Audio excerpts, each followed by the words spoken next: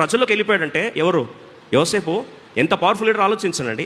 Leaders are not born, leaders are made through the spirit of God. ఆత్మదేవుని అభిషేకం ద్వారా మహానాయకులు పుడతారు. వారిలో ఉన్న లక్ష్యం ఏం తెలుసా? వాళ్ళే స్వయాన సమస్య ఉన్న ప్రాంతంలోకి వెళ్ళి అందరితో కలిసి తిరిగి ఎండకి ఎండి వర్షానికి నాని ఒక్కొక్కరితో ఫస్ట్ హ్యాండ్ ఇన్ఫర్మేషన్ తీసుకొని, ఒక మాటలో చెప్పాలంటే పనిలో ఎంత శ్రద్ధ, ఎంత కష్టపడుతున్నాడు, ఎంత నరక యాత్ర అనుభవిస్తున్నాడు, అదంతా తీసుకొని ఇన్ఫర్మేషన్ అంతా తీసుకున్నాడు. ఒక మాట అడుగుతానండి, ఏదైనా సంస్థలో మీకు ఉద్యోగం వస్తే ఎప్పుడైనా ఆ సంస్థ యొక్క విజన్ స్టేట్మెంట్ చదివారా?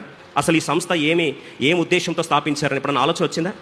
నాకు జీతం ఇవ్వమని ఏది చెప్తే అది చేసుడే ఎక్కువ. దానికి మళ్ళీ సంస్థ దర్శనం అంట, విజన్ స్టేట్మెంట్ అంట. ఇది ఎందుకు పుట్టింది?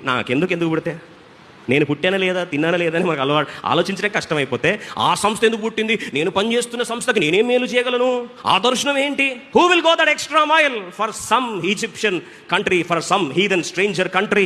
ఎందుకు పోవాలి అండి? ఎందుకు చేయాలి? ఈ దేశం నాకు అన్యాయం చేసింది, ఈ దేశంలో నేను అమ్ముడు పోయాను, ఈ దేశంలో నాకు నిందపడింది, ఈ దేశంలో చెరసాలేశారు, ఈ దేశం యొక్క జ్యుడిషియరీ సిస్టంలో అన్యాయంగా ఎంక్వైరీ చేయకుండా తీసుకెళ్లి నరకయాతను అనుభవించి 13 సంవత్సరాల నా యవన ప్రాణాన్ని బుగ్గి చేసిన ఈ దేశం కొరకు నేనేం ప్రయాసపడాలనవా?